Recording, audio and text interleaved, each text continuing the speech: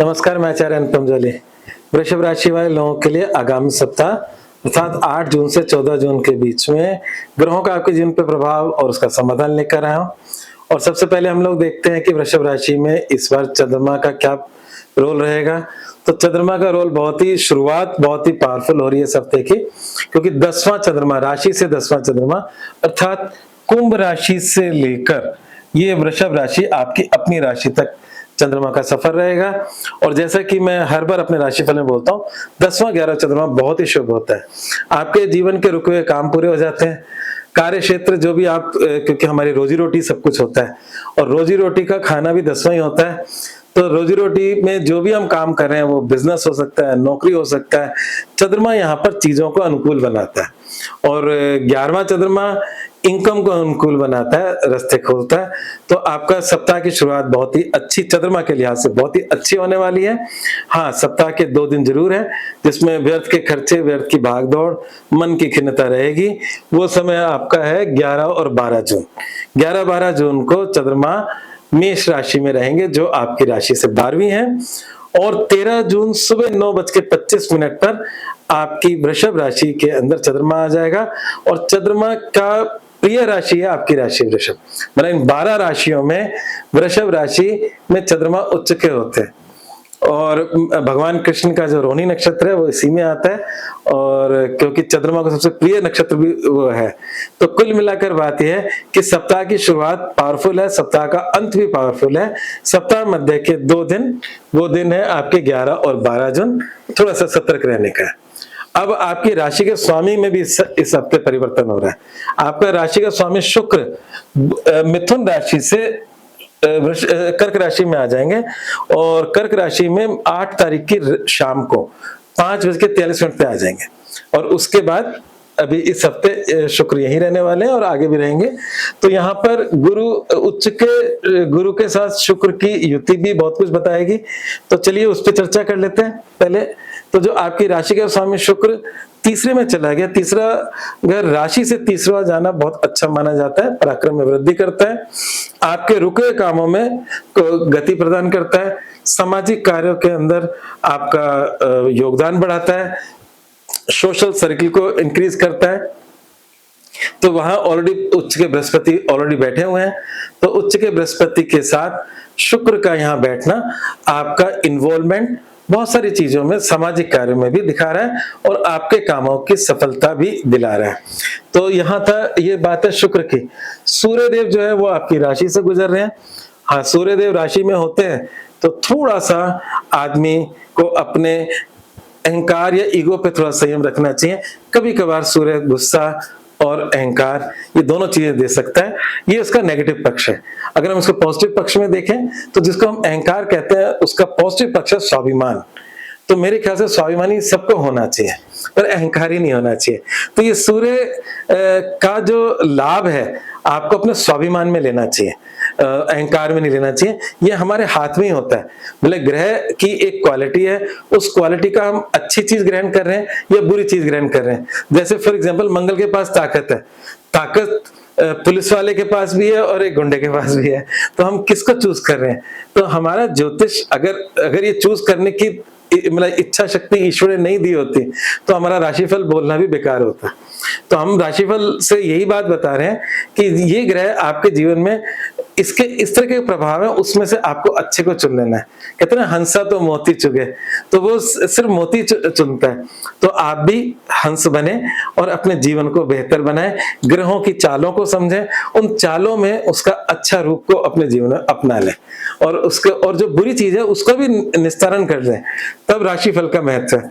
तो यहाँ पर सूर्य आपके मतलब राशि से गुजर रहे हैं तो थोड़ा सा स्वास्थ्य का भी थोड़ा सा ध्यान रखें। राहु केतु क्योंकि लंबे समय से यही है और दिसंबर तक यही रहने वाले हैं। तो और अभी चंद्रमा का प्रवेश कुंभ राशि से लेकर सिंह राशि तक एक कालसर्प योग की स्थिति बना देता है। तो इसमें एक चीज मैं कहूंगा, एक तो वृषभ राशि है आपकी और वृषभ राशि के स्वामी कौन है? शुक्र। और शुक्र को हम मतलब दैत्य गुरु, असुर गुरु शुक्राचार्य से जोड़ लेते हैं। और शुक्राचार्य किसके उपासक थे? भगवान शिव के उपासक थे।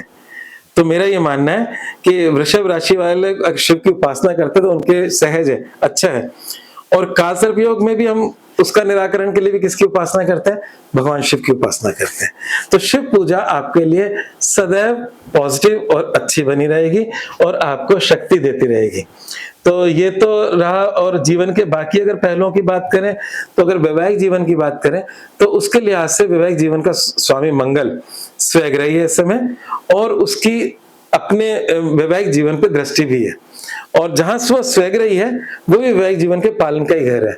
तो इस समय वृषभ राशि वाले लोगों के लिए वैवाहिक जीवन के लिहाज से समय अच्छा चल रहा है, उत्तम चल रहा है। अगर पास्ट में कुछ गड़बड़ भी चल रही है तो इस समय चीजों को मना सकते हैं, चीजें बिठा सकते हैं, ठीक है।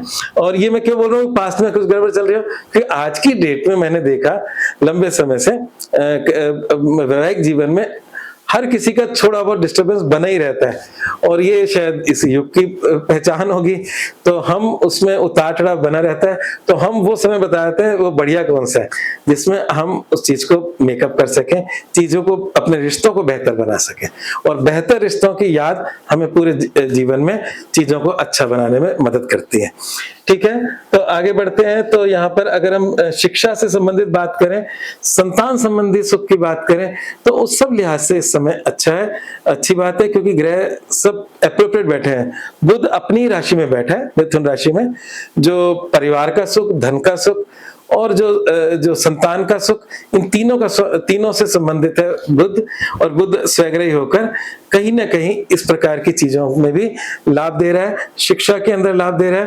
तो कहने का तात्पर्य यह है कि मोटे मोटे तौर पे समय अच्छा ही चल रहा है, किसी प्रकार का ऐसी नेगेटिविटी नहीं दिख रही है। फिर भी अगर कुछ उपाय करना हो तो मतलब उच्च का गुरु जरूर है, पर ये उच्च का गुरु जो है वो अष्टम का भी स्वामी है और आपकी इनकम का भी स्वामी है। तो इसके लिए एक उपाय ये भी निरंतर कर सकते हैं, जैसे मैंने शिव उपासना बताई है, तो वृषभ राशि वाले एक उपाय और निरंतर कर सकते हैं, वो है गुरुवार मतलब बृहस्पतिवार को चने की दाल भिगोकर गाय को डालना शुरू करें। देखिए आपके जीवन में नुकसान कम होने लगेंगे, फायदे अधिक होने लगेंगे। तो ये उपाय आपके लिए रामबाण सिद्ध होगा, ये उपाय करें। और मैंने इस हफ्ते का जो महा उपाय लिखा है वो लिखा है, और ये उपाय मैंने कई बार रिपीट किया है आपके पिछले कुछ समय के अंदर। वो उसका करने का कारण ही सिर्फ ये है कि राहु केतु का जिस एक्सेस पे बैठा है उस केतु का कोई नुकसान आपके जीवन में ना हो। लाल किताब का उपाय है, बहुत ही अच्छा उपाय है। पीतल का बर्तन खरीद लिया ढक्कन वाला, उसमें गंगा जल भर के अपने घर में दिन के वक्त स्थापित कर लें।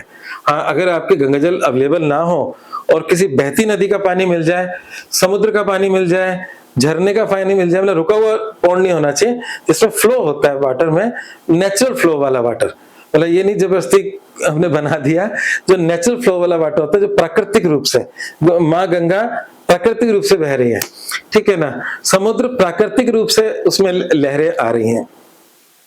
तो झरने जो पहाड़ों पे प्राकृतिक है, उनका पानी भी आप अपने घर में पीतल के बर्तन में स्थापित कर सकते हो। उससे राहु केतु के सक्सेस का प्रभाव कुछ हद तक उसमें उसके नुकसान में कमी मिलेगी।